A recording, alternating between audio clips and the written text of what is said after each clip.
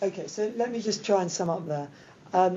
We are operating in an environment in which paid-for advertising is far more restricted, if not by direct rules, then at least by a sense of the public service being asked to think much more carefully before it spends money on advertising. Yeah. We know that the relationship between what we do externally and the direct impact on volumes is somewhat complex. We are confident that the use of our service is of benefit to the NHS more widely, and therefore we mustn't let this sense of being restrictive reduce our ability to provide information to the point that the cost is borne by the wider NHS because we're keeping our heads down. So the board, I think, wants to encourage the executive, the board as a whole wants to encourage the executive to think creatively about how to make sure that the public is appropriately aware of the service that we offer in order to deliver the benefit which we offer to the NHS and to bring that about. But we recognise that it is not a question of blanket advertising, and we recognise that the alchemy between information and call volumes is a difficult one to predict. But let's just make sure that the value that we add to the NHS is fully utilised by ensuring that the public, as far as possible, knows that we're here and what we can do for them. Okay, I'm looking at the agenda. Oh, Sue, I'm sorry. I just have one question and I'm just trying to understand the explanations. In the performance report, we say that we've missed some of the less and non-urgent calls, KPIs, because of low nurse fulfilment.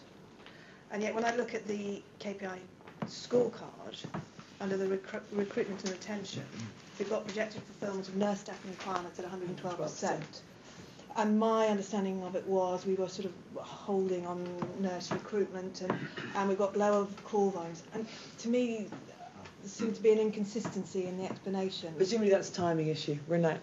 It's a timing issue of when the resource is available, which I'll cover in more detail when I give the review of where we've got to in roster options. Okay. So it's about roster and matching supply and demand. Okay, I'm looking at the agenda now. There isn't a slot designated for finance. So there are slots designated for CRB, major programme reports and rostering. So it's just a question of what's the most logical order. Finance now. We'll take finance now then. Okay. Key headlines: 15,000 surplus for the month. Shortfalls against budget target.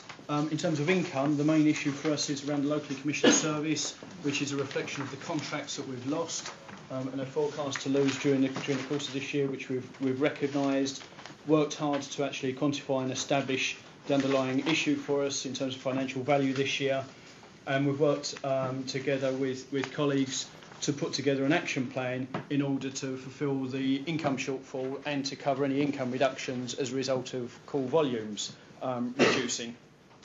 Part of that has been to freeze and lock in underspends from Q1 as previously reported.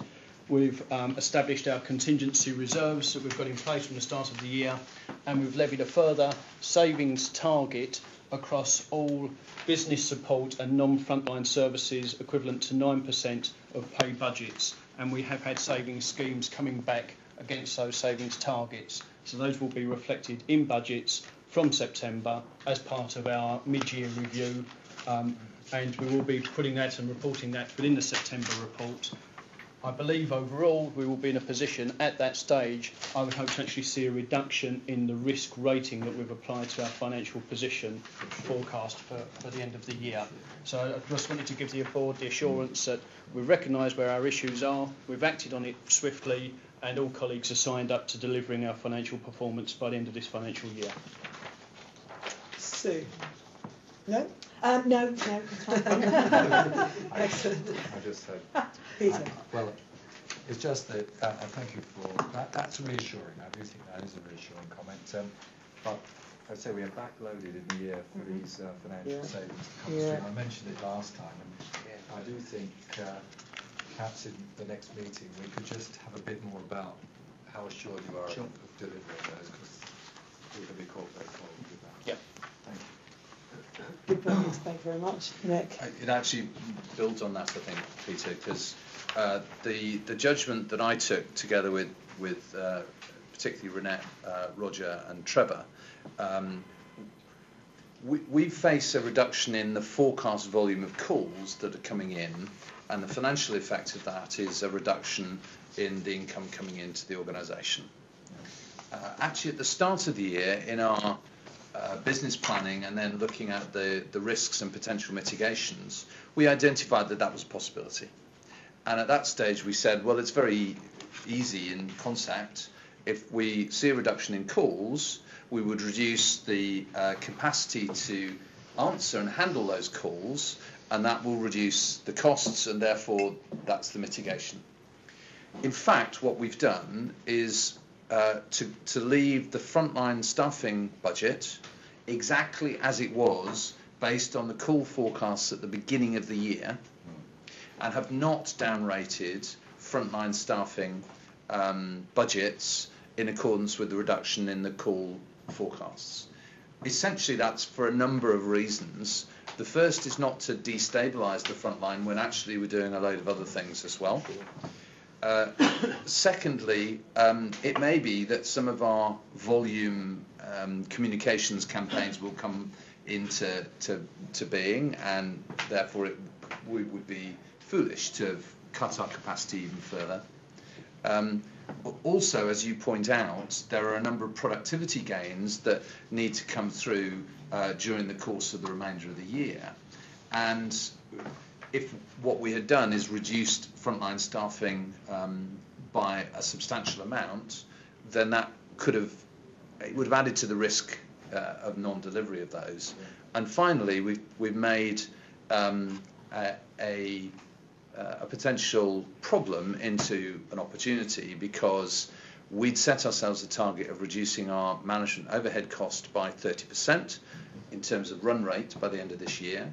And by taking all of the extra 2.3 million that we need to find this year out of management and overhead cost areas, I think that we will be very near to that 30% target that we've set ourselves. So I think we took all of those factors into calculation in deciding how to respond to the reduction in volume that's forecast.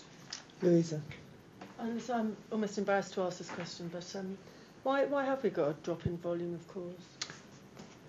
Two reasons. The first is that we have seen some contracts, locally commissioned services contracts. Oh, so it's out of those. Okay. So that's one impact, and the second is that relative to, on the 0845 service, we've seen a small decline during the course of this year, and essentially what we've done is we've said, rather than go with the forecast that was made at the beginning of the year, right, we will forecast on the basis of the trend of the first 4 months. But the local commission services are part of that, I understand. So it's those two elements. Okay. Somebody help me out in terms of the numbers. Are they about the same proportion? 0845 yes. Numbers and locally commissioned service drop off? Yes, it is about the same. But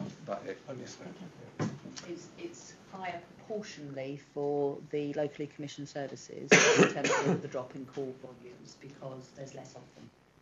And that's where we've lost contracts. Right. Or contracts have been ceased and might come back in the call service, as it were.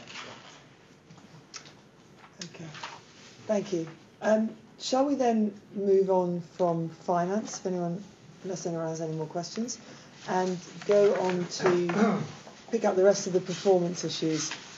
Help me out with some with a sensible flow through here.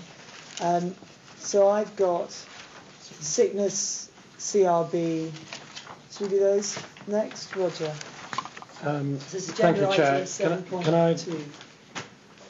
Can I table an amendment to table 2 in the report, where I failed, or the July and August figures failed to be transposed for those eagle-eyed of you who spotted them? Nick. So can I pass that round? And apologies. And I particularly want to do this because these are perhaps the most important 2 columns in the report.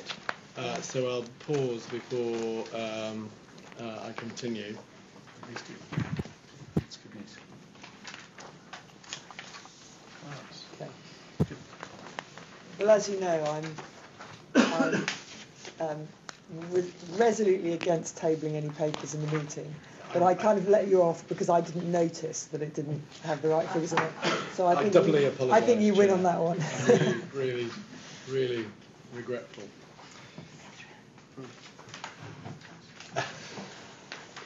And I shall continue anyway. I mean, Don't be put off your stride. No, I'm it not is going the heart of the matter we needed. Yeah, Exactly. and the point is that we are experiencing the flattening out of sickness as we have over the previous years during the summer. But as you can see from that table, at a lower level than the previous 3 years, and I do put that down very much to the management activity that's been taking place since the beginning of the year. And so the challenge for us now, as we go into the autumn, is to continue for sickness to decrease and to work hard at that flattening out by continuing with the things that we're doing at the moment, and anticipate some of the really positive changes that will come through the rostering options work, and particularly for me through the first line management restructure, which we'll be hearing about later. I think when first line managers are finally appointed in November, that we will be able to see a continuation of that form. So unless anybody has any questions, I'll Spares for the take the report as read. any spares copies of the members of the public. Can I just comment? I think that what this shows is a 20% reduction in sickness. Not 20 percentage points, but 20% reduction in sickness that has now been sustained through April, May, June, July and August. Not quite June, no. Yeah, on average, yes. But we really have to stay on the game, yeah, absolutely. We cannot let it slip. Yes. We know what happens as soon as we let it slip. Okay, thank you, Louisa. I remember previously there was discussion around an external organisation sort of being involved. Is that still happening? Yes, it I is. see somewhere around here it got on one of the. It is. We are at the selection process. Unfortunately, the organisation who we were very keen to come on board with us did not put in a bid. So we do have to make some decisions about what we do about that. Do we know why that was? We don't actually know. No, we will go back to them and find out, but we don't know why. They weren't set up to do bids. That's not They the way. weren't set up to do bids. Yeah. They thought that they win their business through other mechanisms, and since they are keen to get into the public sector, that is something that they will need to address quite urgently, we suggest. That is seriously disappointing. It has been quite interesting, if I might, Chair, as we've been moving around which divisions. We wanted to pilot it on one division, and we started off thinking that the North Division would be a good pilot site. The North Division immediately started to improve its sickness. Then we changed that the South West and Midlands Division should be the pilot division. It is now the best performing sickness division. So we've now gone back to saying that the North will be the pilot site to see what impact that has on sickness. But I think, as Roger said, we are hoping that the continued focus on making sure that we are supporting our staff to be able to work will continue with the reconfigurations that we're doing and the investment that we're making in the training and development of our managers. Okay, thank you. All right. Roger, would you like to carry on to CRB? Yes, I'll take questions on CRB checks. It's a very simple report. If there are any questions. No questions. Thank you. Very good. My lord, fantastic. Okay. A paper was circulated slightly later than the rest of the pack on major programme reports. So, didn't have a separate front sheet, I think. Who is going to take the lead on these? That would be me.